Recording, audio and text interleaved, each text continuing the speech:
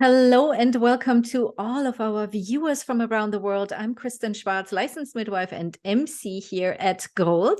And I am here with a special guest, Dr. Lesley Tarasoff. Welcome, Lesley. Hi, thanks for having me. It's wonderful to have you here. You will be presenting at our GOLD Midwifery Online Conference of 2023, just coming up here in just a few days, basically, just around the corner. We'll get started February 6th with our opening keynote. And you will be presenting on a very important topic, and the presentation title is Caring for Clients with Disabilities in the Perinatal Period. We're going to talk about the topic in just a moment. First of all, Lesley, where in the world are you? And tell us a little bit about your professional background.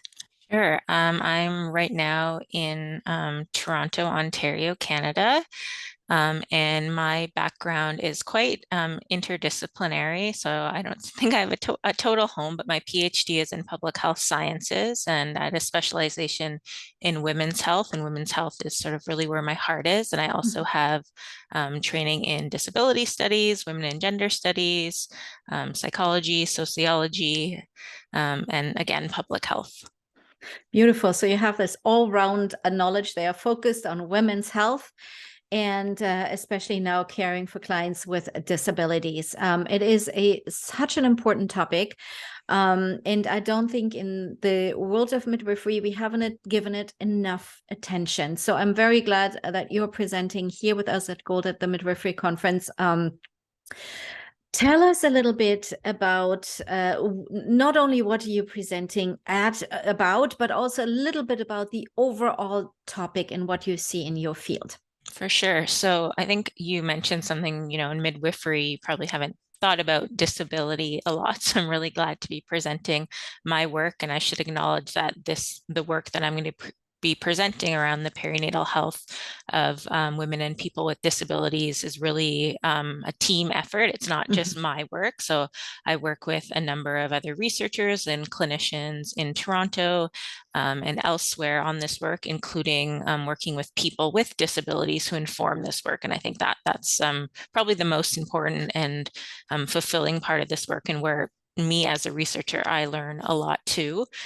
So we really don't know until I would say the last decade or so, there hasn't been a lot of research around pregnancy, labor, delivery, and the postpartum healthcare outcomes and care experiences of women and people with disabilities. So this is really a new field, but it seems, at least as someone who's in it, that it's growing fast. And we have more and more research from Canada now, and the United States, and other places in the world. So it's really exciting, but we really want to share this information with midwives and other healthcare providers, because I think for many reasons, this is a population that a lot of healthcare providers don't think about when they think about pregnancy and even kind of reproduction and sexuality in general. There's been a lot of stigmatization around disability. There's a long history of women with disabilities being sterilized and things like that. So just sharing our work, the first step, and I hope our goal is really to raise awareness about this population, and that this is a growing population of pregnant people. So more and more women with disabilities, for a number of reasons, changing attitudes, changing policies, medical advances, that this is a growing population of people who are becoming pregnant too. Yeah. Yeah. And you brought something up, that I think about a lot when I think about the topic. Women and people with disabilities didn't have a voice in it, right? In decision makings. Often in the past, decisions were made for them, as you said, forced sterilizations, or doctors and care providers telling them what is good for them, instead of, listening to the people with disabilities. What do they want? What is right for them?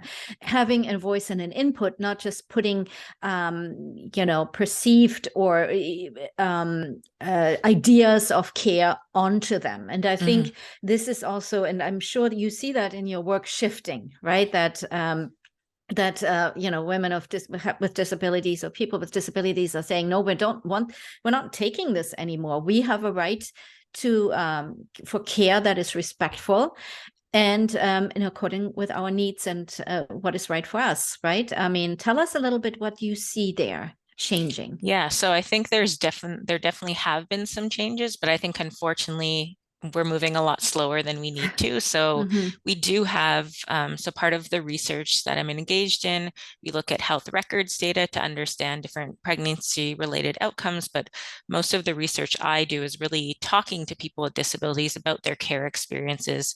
And we do find that, some people have really great experiences and they have providers who are really champions and advocates for them, making sure their disability related accommodation needs are met, whether that be around the physical space or communication. But there are still many, many barriers, including negative attitudes from providers. So there's still a lot of barriers that need to be Hmm. overcome. And I think education, hopefully, is where we can make this change. We can educate researchers to think about disability in their work around pregnancy, but also to really educate health and social service providers about how to respectfully care for people with disabilities and make sure care spaces are accessible and inclusive of them. Yes, and education, as you mentioned, is so important because I think even care providers who have the best of intentions, there isn't really much information or education available to them. I mean, if I think back on, I was very, my mentor actually was a midwife who was in a wheelchair, and she was absolutely fantastic and amazing. And I've learned so much from her, with regards to the topic, but I still have so much more to learn myself. So I feel like also even for providers who really care and are really want to do the right thing and want to be providing the best possible care for their clients, there is just not, or up to now, that much information and education available to them, if it is medical school, midwifery school, nursing school, wherever it is, right? Do you think that will be hopefully changing too? Do you see anything in your research and the people you talk to with regards to changing education? Mm-hmm.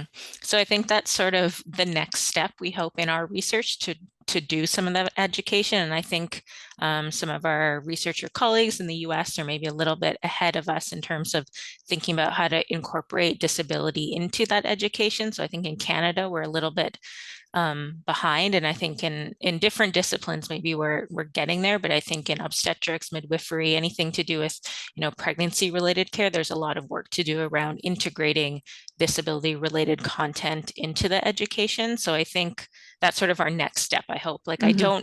I don't think I need to, as a researcher, I feel like I've talked to enough women and people with disabilities who said they didn't have a great experience. Like, how many Mm-hmm. more stories do we need? We need to, Right.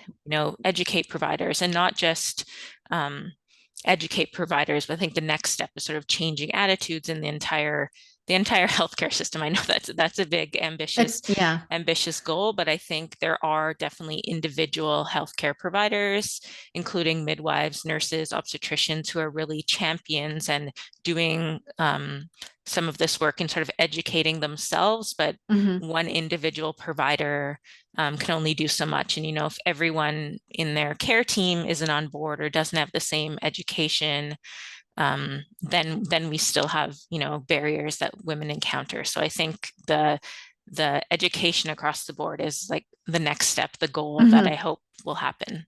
Absolutely. Um, Correct me if I'm wrong here, but I'm hoping, and this is hopefully something that comes to pass, or is something that is something that is a positive note. The midwifery model of care is kind of a care that's very inclusive, family centered. I'm hoping that with education, this model of care will be well suited also to make good and respectful, give good and respectful care to women and families with disabilities. Um, what do you see there with regards to the midwifery model of care? Yeah, I think you sort of highlight what some of the women and people with disabilities I've talked to who've had midwifery care, they sort of reiterate that they really like the model. And I think the continuity of care, and I think Mhm. especially around postpartum care, that has been really important for a lot of people with disabilities, having a midwife come to your home, Yeah. get to know you, be in a space that you feel comfortable, and as all your own home and there aren't any accessibility barriers, for example. Right. So I think the midwifery model of care in many ways really suits and is appropriate for taking care of people with disabilities. But I Mm-hmm. think the disconnect or the gap is that many women with disabilities don't know that midwifery care might be an option for them, because That's a good often point. Mm-hmm. some women with disabilities kind of automatically are considered high risk for High a number risk. of Mm-hmm. reasons. Or, and I've heard this from midwives too that I've talked to, that midwives themselves don't know, again, a lot about disability, so they don't know if they Yeah. can provide care to someone with a disability. So I think there's kind of that education piece on both parts, the disability Yeah. community learning more about midwifery, midwifery learning more about disability.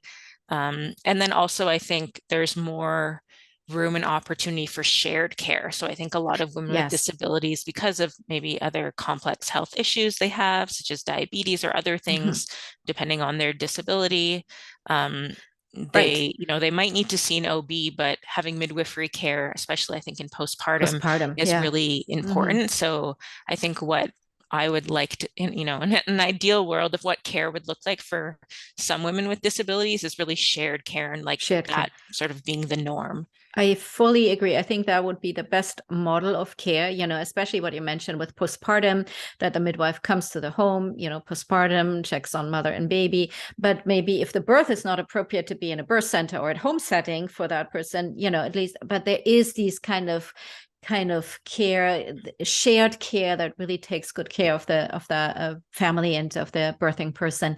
Mm-hmm. Yeah, that would be my biggest hope too, that we get to a point where this becomes more and more the norm and more normal as well. Mm-hmm. Also for high risk, other high risk Yeah. pregnancies as well. So, Lesley, before I let you go, any last words for us here with regards to the topic? I think people will be surprised to know that um, more people with disabilities are becoming pregnant and are parents than people think. So when I started doing this work over a decade ago, and I told people, I do work specifically at that time around women with physical disabilities and pregnancy, someone kind of gave me a funny look and said, "Oh, I never really thought about a woman in a wheelchair being a mom." And so just Hmm. kind of breaking down those Yeah. assumptions and thinking about, who do we think about when we think about someone who's pregnant or a parent? So I think people will be surprised to know. And I think we were a little surprised to know that we found out, at least in Ontario, the number of people who have disabilities and are becoming pregnant. But again, that's optimistic, and I think important to acknowledge, this isn't uncommon, but Hmm. that they continue to encounter many barriers to care. So Hmm. this is a growing population, but a lot more work needs to be done to support them to have good care experiences and healthy outcomes. Well, thank you so much, Dr. Lesley Tarasoff, for sitting down here with me and talking about this a very, very important topic. And I'm looking forward to your presentation at the GOLD Midwifery Online Conference. Great. Thanks so much. I'm looking forward to it. And for our viewers now, if you are interested in this topic and would like to learn more about this topic titled Caring for Clients with Disabilities in the Perinatal Period and all the other presentations of the conference, we invite you to go to goldmidwifery.com to check out all the information on all our speakers and the presentations there as well. Thank you, everyone, for watching, and I hope to see you at the conference. Bye-bye, everyone.